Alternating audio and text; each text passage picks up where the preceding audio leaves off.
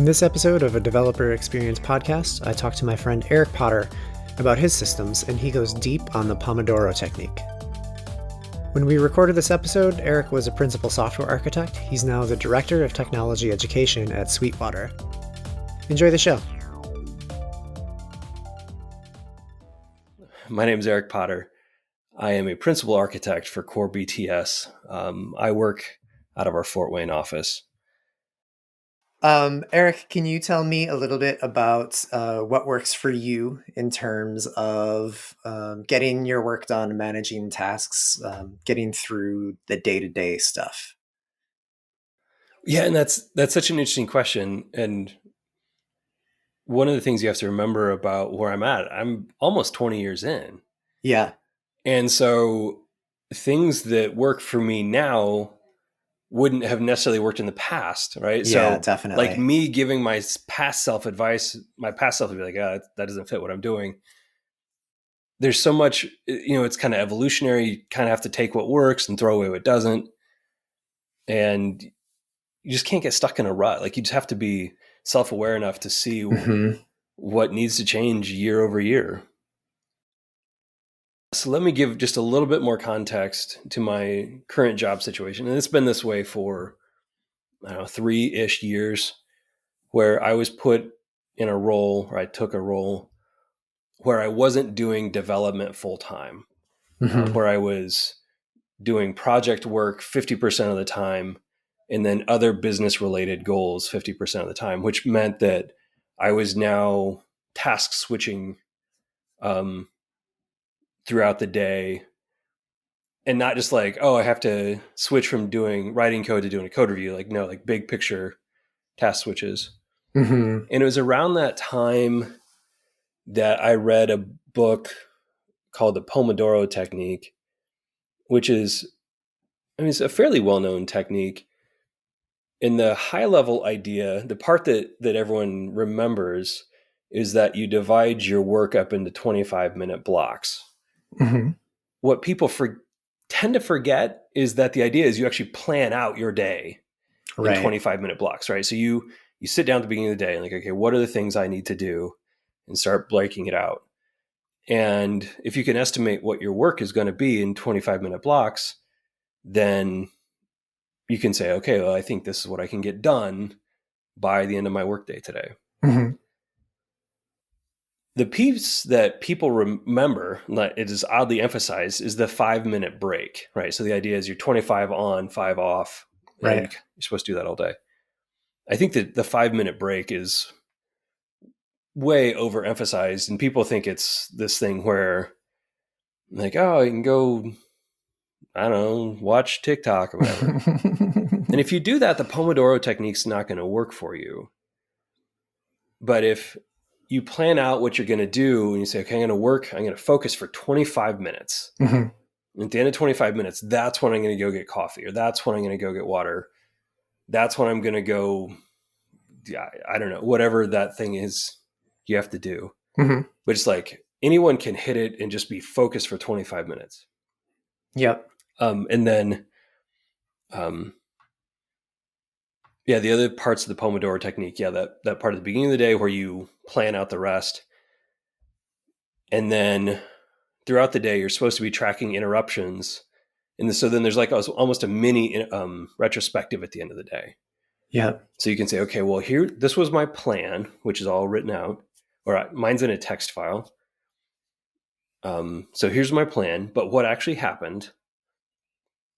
And then how do I adjust? So maybe if there was a task that came up that I didn't anticipate that threw off my plan, well, maybe I should have anticipated that better, or maybe I should have blocked out time to deal with that up front. So that was kind of the initial structure. And then at some point after I started doing that, my manager challenged the whole team to have 3 goals every day. Sure. And so then I kind of married these two ideas. So now what I do is every morning I sit down, okay, what are the 3 things that I want to accomplish today? And so then once I know what my 3 things I want to accomplish are for the day, then I started saying, okay, well, I'm going to allocate 6 Pomodoros to finishing this first goal and 4 Pomodoros to the next goal, whatever. And then there's always so my work is broken out into my top 3 goals and then miscellaneous, because there's always that thing like, oh, we had to do health insurance enrollment recently. Mm-hmm. And so like, okay, well, I just got to have some time during the day to go talk to HR about that. Right. But then that also gives me a chance at the end of the day to not only say, what was my plan? Did I work it? But like, okay, I had 3 goals. Did I get them done? If not, why? And then a lot of that rolls over to the next day. It's like, okay, well, this didn't go the way I thought. I need to take a new approach, but I definitely need to finish it. So this is now the big thing for the next day. Mm-hmm. The other thing I've really learned to like about this system is balancing the urgent and the important. Sure. Like there are some things on my calendar that are just always going to demand my time. Like one of the things I'm doing a lot of right now is interviewing potential teammates.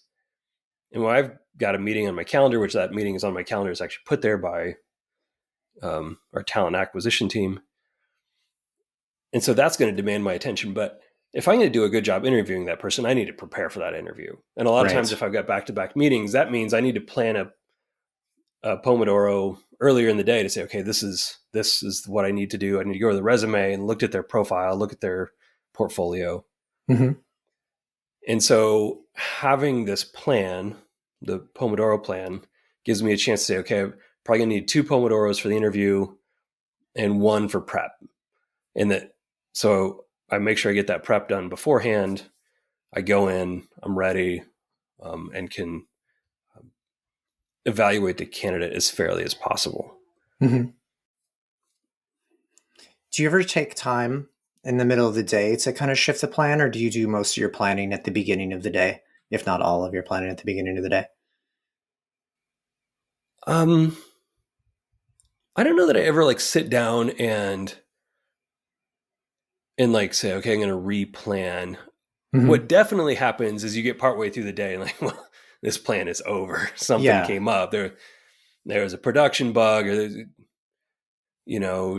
who knows what happened? Who knows what fire needs to be put out? I'm like, well, I guess I'm done with this plan for the day.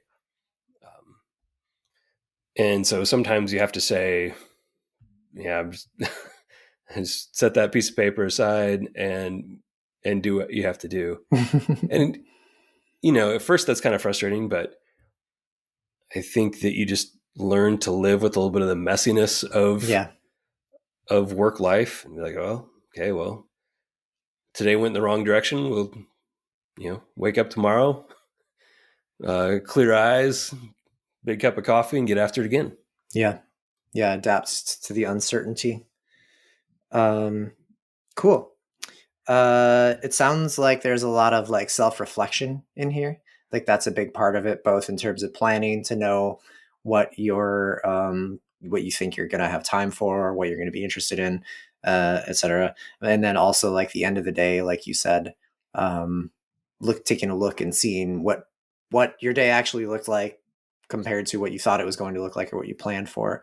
Is there any more thoughts that you have on that self-reflection side of it? Yeah, a couple of things. I mean, one other side benefit, and again, this is more specific to my context than the context for a lot of people. I work in an environment where I have to bill my hours, like I have to track my hours. And so that's kind of a headache for some people. For me, it's like, oh, I get to the end of the day and like I can literally have a record of what I did half hour by half hour throughout the day.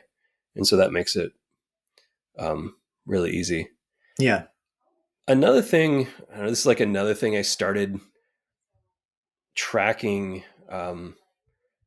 in conjunction with this, is just having like some longer running notes. So a lot of times what I see in team retrospectives is that there's a lot of recency bias. Like, well, the sprint, right? Oh, look at the last 3 days. Yeah. What didn't go well? Well, that first week of the sprint, no one remembers. And so I've actually added, again, I'd really dork out on this. I have a text file format, and it's, it's not quite markdown, but it's kind of obnoxiously structured. Right. And so then I'll make a note like, okay, well, what did the team do well today? What did the team not do well today? Mm-hmm. And sometimes it's what I didn't do well today. And so I can see my plan. I can see what didn't happen or did happen and make notes about that. So then when I get to the end of a retro, or when we get to an end of a sprint, go into a retro, I should have 10 of these text documents, and I can at least skim through them real quick and see, okay, well, what's worth bringing up with the whole team. The other thing I will sometimes do, you see that recency bias in performance or self-evaluations for performance reviews. Definitely. And so if something's really big, I'll make a note of it. Like, hey, we shipped this feature, and I might not have a performance review for, I don't know, 6 months, but I want to have a record of this somewhere. And so going into, my performance review, I will often skim through those, be like, oh yeah, what were the hits of the week? Because a lot of times it's those like daily wins that then become the things at the end of the year. It's like, oh yeah, I forgot that we were, in danger of slipping schedule, and then we were able to come up with something. Yeah. That was a much bigger deal than we thought it was going to be. And so kind of having that look back at the year. And I try to do those periodically. I'm just a big believer in looking back at, at what's gone well and what's not worked. One of the things that I endeavor to do, I never seems to work out as well as I think it will do, or I think it will, but like dedicating time to pain reduction. So what are the things that took me too much time but should be automated? As software developers, we all have that one thing that we have to do. And every time you do it, like, I should just write a script to do this. But then you don't, and you go on. When you start looking back and like, oh man, I did that thing 5 times this month. Yeah. It's like, oh, this definitely is worth some of my time to write a script to do this. Okay. Well, now I have no problems blocking out 2 Pomodoros the next day to write a script to do this. Because I'm starting to get this trend of like, oh man, this takes like almost a Pomodoro every week. My ROI on this is, it'll pay for itself by the end of the month. Yeah. Or, sometimes you realize that like, I spend a little too much time on this, I should automate it. And I don't know, then you don't for whatever reason, you're just mad at yourself. But, You just keep cutting yourself with the paper, little tiny paper cuts over and over and over. Was it Socrates that said the unexamined life is not worth living, right? So I try to live with the thought that the unexamined work life is not efficient. I'm not going to say it's not worth doing because you get paid, but yeah, but you can definitely feel like you're stuck in a rut, or like you can't escape some of those feelings of just repetitive droning through something, because you keep doing those, like you said, those same 5 things over and over and over.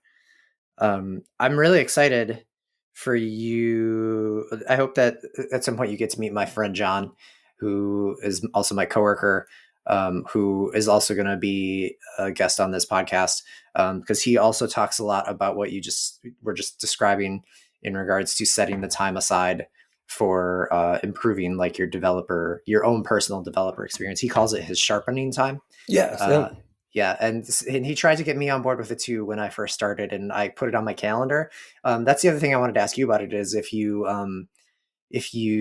have a recurring time for that like, do you put in a reminder for yourself to do it every so often, or does it just kind of come up when it comes up? So I have a meeting with myself every single day at 5. Okay. To do kind of my daily retro. And it kind of works. Like I said, I'm required to enter my time. So it's a nice reminder to be like, okay, this is the end of the day where I do this at the end of the day. Right. I will say that is, I blow that meeting off a lot, right? It's with me, right? So it doesn't really matter. But it's definitely the first thing that slips out of my schedule. I would like to tell you that I'm much better at like actually getting some good reflection time in every day. But if I get it, 3 days out of 5 in a week, then that's probably enough. Mm-hmm. And then, then the yearly stuff that just comes up when my performance review is coming up, and I just know it's like, okay, well, I've got a year's worth of these notes that I can go back through and start looking. And that's kind of a good time for me to block out a larger chunk of time to say, okay, what did I accomplish in the last year? How did I grow? Mm-hmm. It's also a good time to start thinking about goals for the next year.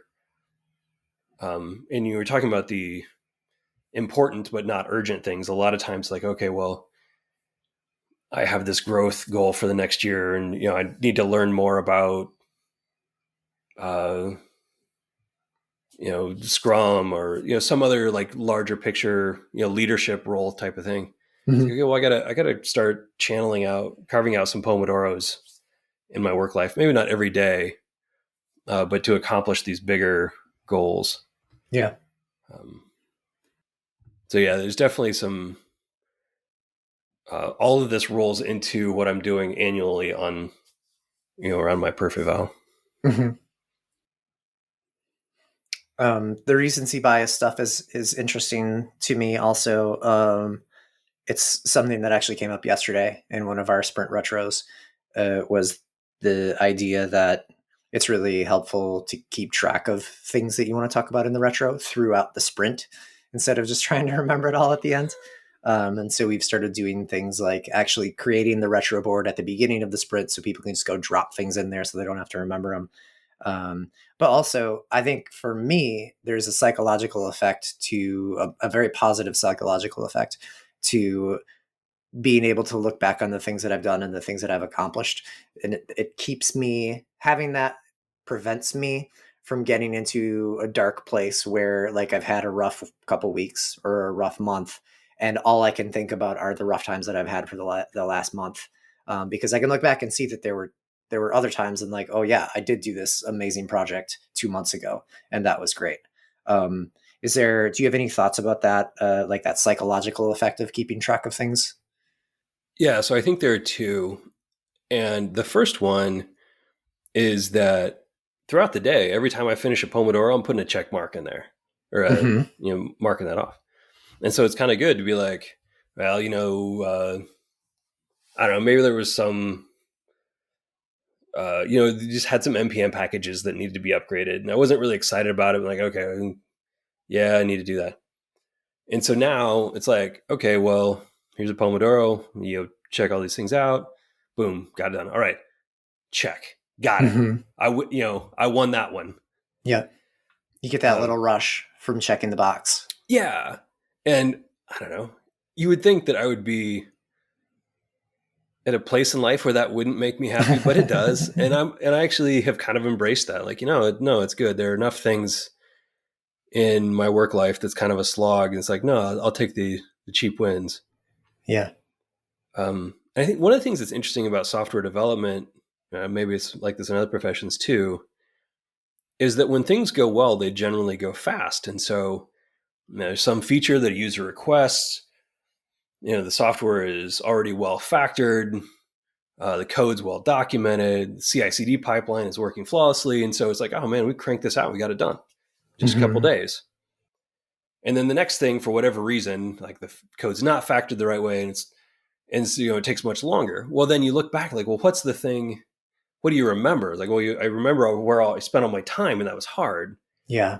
And so like this thing that actually went the way that we wanted it to go is like, oh, we forgot that. So like having that moment to say, yeah, there was this feature and we got it done, ahead of schedule. Man, that's, you gotta take some time to appreciate that. Mm-hmm. Because those are the things that kind of motivate you to do things the right way the next time. Because like, okay, I remember that time that we got into this part of the code that is well maintained, and we had some wins there. So let's make sure the rest of our code looks that way too. Totally. Do you think you could take a step back a little bit? And you talked about how you have a really specific, and I think you might have used the word annoying or something, maybe nerdy. I don't remember. I'm not saying those things about you if you didn't use those words. No, but you talked about how you have like this text file format to keep track of things. Do you think you could talk about that a little bit more?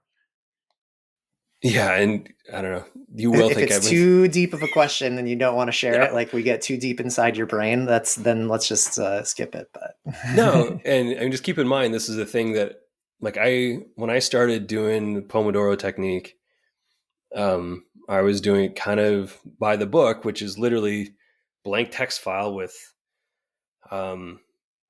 16 spaces, right? And then some spaces to track interruptions. And then it evolved from there to like, okay, well, I'm going to break this up. And now, so I've got goal number one. I'm going to fill in goal number one. I'm going to put Pomodoros into that. And goal number two. And then at some point you realize like, oh, well, it's, I need something. I need this thing for replacing our goal. So now I've got a fourth heading for miscellaneous. And I don't know, then I came up with this weird system where, instead of having, one line per Pomodoro, it's like, well, this is the task and it's going to take, 2 Pomodoros. So I'm actually just going to have 2 O's in front of it. And then I'll go to 2X, I'll X them out as I get done throughout the day. And then at some point, I was in some retrospective and realized I was annoyed by the recency bias. I'm like, I should just every day start tracking this. So I took our retrospective questions and just pasted them into the bottom of that text file. And so now, not only do I have, here's my plan for the day, and at the bottom I track what went well, what went poorly. And so there's all these headings, and the headings are denoted with double equal signs. And I now have a script. So it's like this template, and I have a script that makes a copy of that every morning with that day's date. I love it. And then there's some things you just have to do every day. So like I block out a Pomodoro every day for code reviews. Sure. Right. And so my template literally has, something already in there. Like, okay, I'm going to do code reviews today. I was trying to think that there's, I guess the other thing I have in there, I have one Pomodoro in my template for learning initiatives, right? Where it's like, I'm going to spend a little bit of time every day learning. Now that one, admittedly, depending on the day, sometimes I just delete that one. Yep. But at least it's a conscious thought to say, okay, today is not the day for me to go do some more sharpening of the axe. I'm going to take it out. But my default position is to have a little bit of learning time in there somewhere. Yeah. In regards to the code review, it sounds like you kind of batch those activities into one Pomodoro. Is that concept of batching, is that something that you find elsewhere in planning your Pomodoros, or is that maybe just a little bit of a stretch? So one of the things that I'll often do with the Pomodoro technique is try to not respond to email or instant messages throughout the Pomodoro, like just stay focused. Mm-hmm. But a lot of times, depending on what's going on, I will get behind. Like I'm not going to ever catch up on my email 5 minutes at a time. Right. And so then it's going to say, okay, well, at some point in the day, I'm just going to take a whole Pomodoro and just try and get to inbox 0. Mm-hmm. And so, yeah, I think it's really healthy to kind of batch those things up and say, okay, this is my 25-minute window to try and get caught up. Because again, some emails are from clients and they're urgent. Some are like, well, this needs to be responded to today. You get to the end of the day and like, oh man, I got a whole pile. So yeah, I like batching those things together. There's some other administrative things that I have to do with regard to like providing performance feedback for my teammates, right? So a lot of times like, okay, well, take 25 minutes and get those knocked out. Mm-hmm. Yeah. And so trying to like squeeze those into one 25-minute window and then get back to my development work, I think is helpful. Also, I think, especially with email, not only is it batched, it's almost like a race against the clock. It's like, okay, I've just got to get these knocked out. Yeah. 25 minutes. And so it kind of gives some artificial urgency that maybe helps me get through it faster. Right, because you're not going to give yourself more than that one Pomodoro. Once that time is done, it's gone. Right. That's fun. One of the things you said pretty early on was that you think that people are overly focused on the breaks, the 5-minute breaks. I'm curious how you handle your breaks, and like I have to imagine there is value there for you for sure, in whether it's giving yourself the actual break from the work, to let stuff process or walk away or get water or whatever. Um, but I was thinking maybe you could talk a little bit more about what you do there, and what the value is that you get out of the breaks.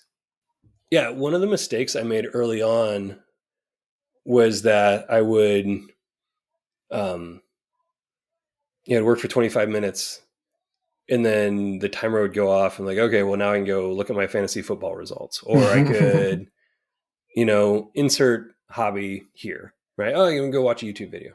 Mhm. Well, inevitably, if you do that, like your focus is somewhere else, and that bleeds back into the next Pomodoro, because now it's like, okay, well, what was I working on? Mhm. But if you just take some time to stand up, stretch, like I said, that's usually when I go get coffee or water.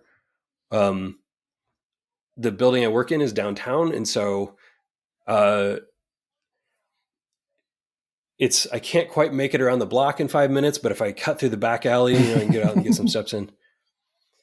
And one of the things that can be healthy about that is an idea that I learned in the book, Pragmatic Thinking and Learning, is that a lot of times, if you're kind of stuck on a problem, as long as you're staring at the code, you're not going to come up with the out of the box solution. Mhm. And so for me, 5 minutes, a lot of times, like just get up, get the blood flowing a little bit. But not like trying to think about, it's not like I'm necessarily trying to clear my mind, but a lot of times like not trying to shift my focus other than getting up and walking around. A lot of times like, oh, why didn't I wonder if I checked, that stored procedure. Maybe I didn't look at that. Yep. And so you get back to your desk and it's like, oh, okay, now I've got some new things to try. I also work in a 3-story building, so with 2 stairwells. And so a lot of times what I'll do is literally like walk to the top floor on one stairwell, walk over and like do a little lap if Little if loop. it's not if it's not nice outside. Or I mean, the other thing that I definitely do, actually, like I will literally like grab a notebook, which I keep a notebook with me basically all day, and a pen. I literally go for a walk and just like start jotting things down as I think about them. Yeah. And I don't know, I find that to be really helpful. Yeah. Yeah, getting away from the problem is definitely weirdly sometimes the best way to solve the problem, to just completely walk away. Yeah, and have you read either Pragmatic Thinking and Learning or Thinking Fast and Slow? I've read Thinking Fast and Slow. I haven't read Pragmatic Thinking and Learning. I did write it down as something that I definitely want to look into. Yeah, but it's interesting to me because most people I talk to have had this experience, right, where you're just banging your head on a problem, you can't figure it out, and then you're mowing the lawn, you're walking the dog, driving, taking a shower, whatever, right, and you have that realization, and like you have this other idea, and the idea, I think it's originally from Thinking Fast and Slow, and referenced in the other book, is that the way your brain kind of processes information is that when it's no longer concerned with adding things to your short-term memory, it kind of like churns through them. And so when you're doing these more repetitive tasks, like if you're mowing the lawn, you probably mow the lawn the same way. And so your brain almost has like a chance to not check out, but it switches into a different mode. And so like there's a reason I like walking around the block because it's the same block every time. And it just kind of gives me a chance to be like, okay, what's going on? So it's kind of weird to like try and trick your brain into being in a different headspace, but that's what I'm trying to do. Yeah, for sure. let it process things asynchronously instead of synchronously. Maybe you could talk a little bit about are there any things that you struggle with that like you haven't figured out yet that you've been working towards, and you think that there's probably a way that things can get better for you, but you're not sure how? Um, I think that the biggest negative is that, I mean, it's good to have a plan, but you just have to be willing to get rid of the plan. Like there are just some Yeah. days where it's laughable. I get to the end of the day and like, man, I had 3 goals and I didn't accomplish any. And so you just kind of have to be okay with that. I think that, I mean, one of the challenges with Pomodoro Technique is that it's not super great at handling like the really small things, like what are you supposed to do if something is too big for 5 minutes and but not big enough for its own Pomodoro. And maybe I'm just overthinking it. It always irritates me um, that I can't make this thing fit into my plan. Yeah. Um, I know I've had a lot of debates. And I know there are some people that really dislike disengaging after 25 minutes. I had a teammate, and he's the kind of guy that could focus in. It was infuriating to him to like, man, I was just getting in the zone at 25 minutes. Why am I stopping? Mm-hmm. And I've read some people do like a 50 and 10 instead of 25 and 5. Mm-hmm. So I think there are probably some things I could do better there. I've not done enough experiments with the 50 and 10. I probably should, and I just haven't. Mm-hmm.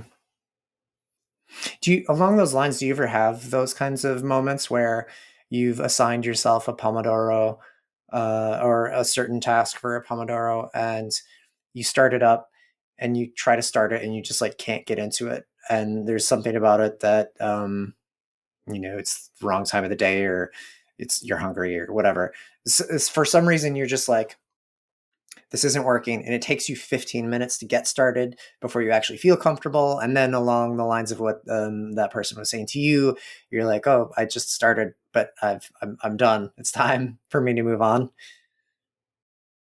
Um, that's an interesting question. And one of the things I like about the Pomodoro technique is kind of thinking about something in those 25-minute chunks. So a lot of times you can give yourself one, like if I'm like I'm working in a section of the code that I've never worked in before. It's like, or maybe it's a repo that I don't even have cloned down. It's like, okay, well, I can have a whole Pomodoro just for like that getting Mm-hmm. started. Like I've got to find the repo and clone it, and I don't know, maybe there's some build tools I need to install. It's like, just let's get all that stuff out of the way. And so sometimes you almost need like a startup Pomodoro Mm-hmm. um, Totally. to get that going.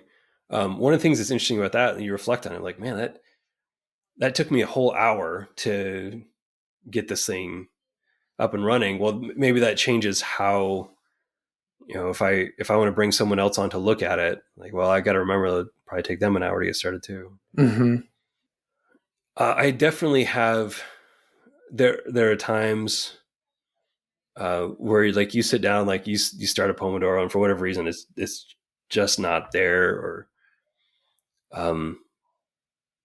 like one of the things in the official Pomodoro technique is like, yeah, sometimes you just have to like cancel it, whether it's an interruption or something, and you track it and you say like, what happened? Yeah. Um, and this gets back to like knowing yourself. I do think it's really valuable for people to know what time of day uh, certain tasks fit in. Yeah. For me personally, I feel like I do my best work between 10 and noon. And Yep. I don't know where that is. Um, I find my first Pomodoro of the day is not my best. Like I intentionally try to not write code when I first get to my desk. Now I'm cheating a little bit because like I just told you, I spend the first chunk of my day planning out the rest of the day. Mm-hmm. But a lot of times it's like, okay, well, the first thing I need, there's this other little chore I need to go do and try and get some of these things cleaned out. So that when I like the hardest thing I need to do every day, I want to try and do between 10 and 12. Mm-hmm. And then, I've got another solid window from, I don't know, from like 2 to 4. But I also know, like, I know my attention span starts to dwindle near the end of the day. And so, like, okay, well, let me, like, what are the things I can put off towards the end of the day because they're smaller, or like maybe it's more busy work.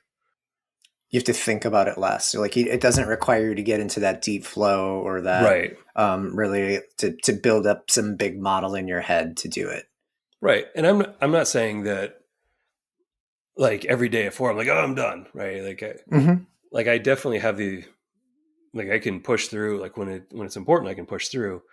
But I also try and be aware enough to kind of plan my day and say, like, okay, when have I got it? When have I not? Mm-hmm. And what are the things that I do that kind of amp me up to get me going throughout the rest of the day? Mm-hmm. Are there any conditions under which you find yourself not using the Pomodoro or the systems that work for you? Yeah. So, and they're not my favorite days, but there are definitely days when I have so many meetings. Like I get into the office and I look at my calendar and I'm like, what's the point of planning my day? Like my day has been planned for me already. Mm-hmm. And I've got 6 meetings, and when I'm not in meetings, I need to be preparing for meetings. It's like, there's just no point.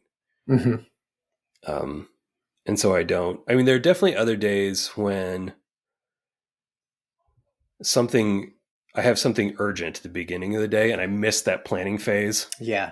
And it seems like if I miss my block of time at the beginning of the day to plan out my day, then I never get back to it.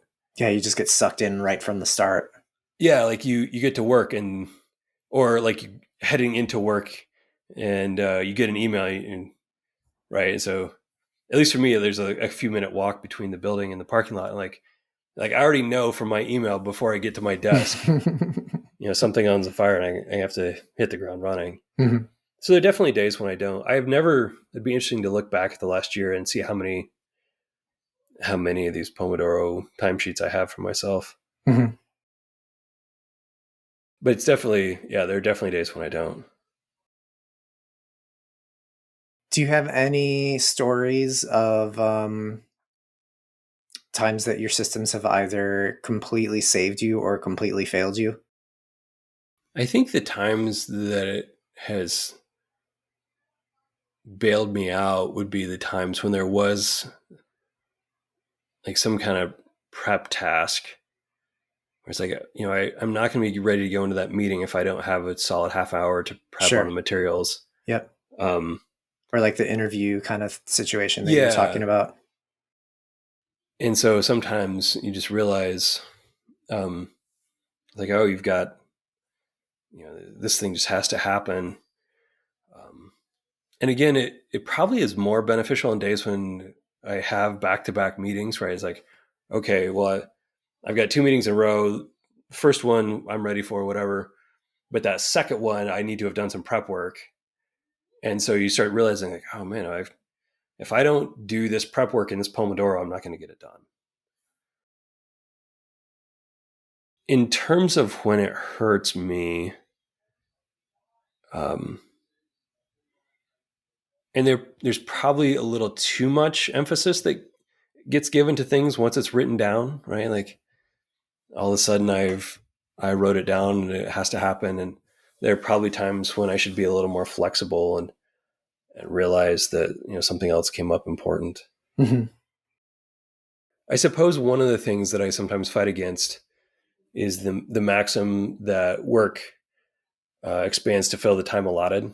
Mm-hmm. Right. And so definitely. There's a little bit of a negative pressure where it's like, okay, well, I had planned an hour for this and I got it done with 45 minutes.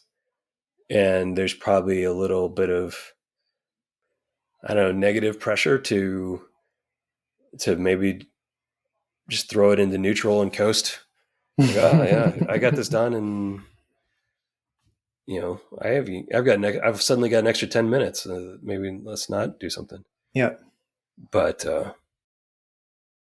I think if that happened a lot, I would come up with a better system. So it must not. I don't think it happens too much. Yeah.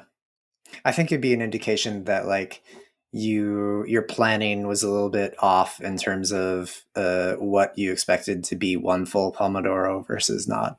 Yeah. Cool. Is there anything that I missed in this conversation that you think is interesting or fun to share about all of this?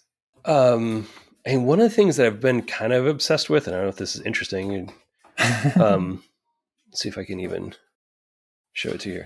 So I have a variety of timers. Sure. And I know this won't make for good fodder on the podcast. Yeah.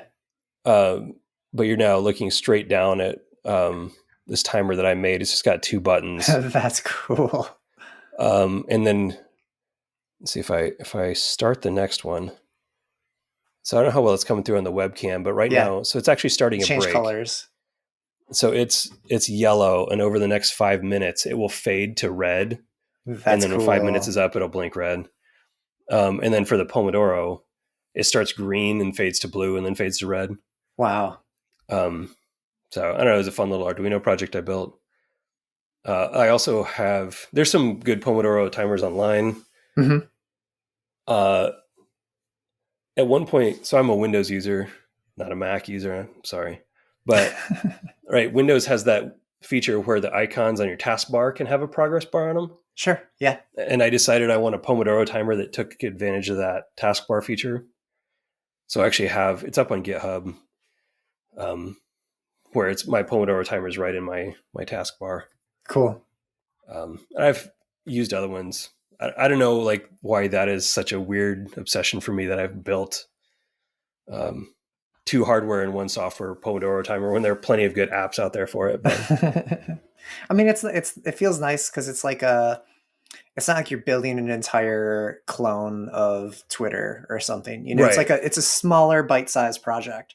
So if you want to scratch an itch, a particular itch, whether it's a hardware thing or it's I've never done something in Windows development or with the taskbar, like it's a complete problem that you have to solve, but it's a small-ish problem, which is nice. Yeah, and then the other thing I would say, I end up using quite a bit. There's a music collection. You can buy the whole set as a zip called Music to Code By a guy named Carl Franklin. And there are these instrumental pieces. It's kind of like a bluesy, jazzy thing that he wrote for the Pomodoro Technique. So they're 25 minutes long. So when the song ends, you're like, oh, that's the end of Pomodoro. He wrote them to not be distracting, but also to not be boring. Mm-hmm. And then I don't know if this is true of all of them. A lot of them, there's like some subtle change in the last 5 minutes. So you kind of know that like, okay, this is coming. But the change is so subtle, I would have not known that if I hadn't heard him say that in an interview. Yeah. That's cool. I'll check that out too. I appreciate you taking the time and hanging out with me. Like, I love talking about this stuff. I love knowing what other people do. And, like I said, I forget who first told me about Pomodoro. Like, there's so many things I heard other people do and I kind of incorporated into what I do. And I doubt anyone in the world will copy what I do lock, stock, and barrel. I hope that there's like something that I do that they they find helpful. Yeah. It's maybe a little bit of a reflection of the kind of people I surround myself with, I think. But I think that there's a little bit of overlap in terms of like the things that you've talked about and things that I know some of the other people I'm going to be talking to are going to be talking about, which I think that for me that like builds the case that these are good solutions for people to think about. Oh, I know. One other thing that's worth mentioning, and this is one of those things that's kind of been on my to-do list. I never gotten to it. But I know some people that use their Pomodoro timer and kind of like leave it somewhere where people can see it. This is more like if you're in the office, right? So to try, like they're trying to maintain focus. So there's a guy named David Shepard that had done some experiments with this where he's like, my whole team knows that, this timer is on my desk, and you walk in and see it, and gauge your interruption of me based on where I am in this timer and like the important. So obviously, like if there's something important, then tap me on the shoulder. It's like, but if you can see that I've just got a few minutes left and it's not really that important, how about you just let me focus? Yeah. Come back. And come back. And so that's one of those things at some point I would like to try a little more and just explore, as a team, can we all adopt this technique in a way where we interact with each other better? Yeah.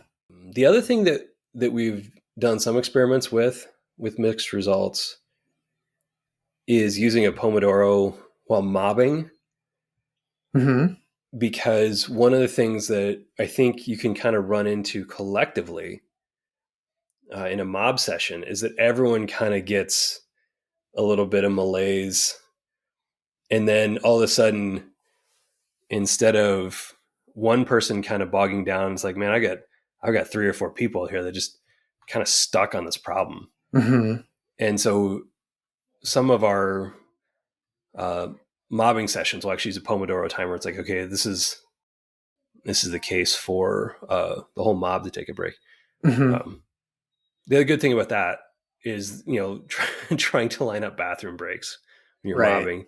Right. You're like, okay, well, we've got 5 minutes here, and instead of staggering out one bathroom break, per person over the next hour, let's everyone go and come back, and we'll be here. Yeah, I think those are 2 areas, like the focus light, and then Pomodoros as a team, that I think I could get better at. The Pomodoros as a team, there definitely is a thing where it can be really easy to not notice how people are feeling in a session like that until it's kind of too late, where you're just like, nobody wants to be here right now. So I like the idea of structuring the breaks and making sure, because I usually forget, it's usually we're 45 minutes, an hour in, and I'm like, we need to take a break. Yeah. But we should have done it sooner. Awesome. Eric, this was really fun.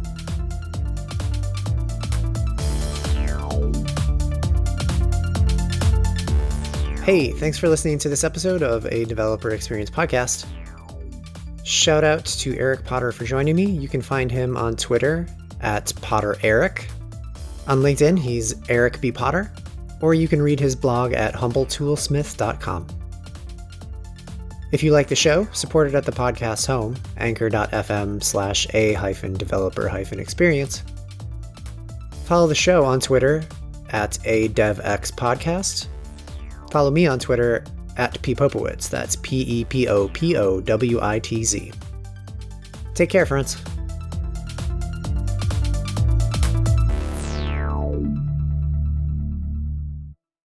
Oh man, we cranked this out. We got it done.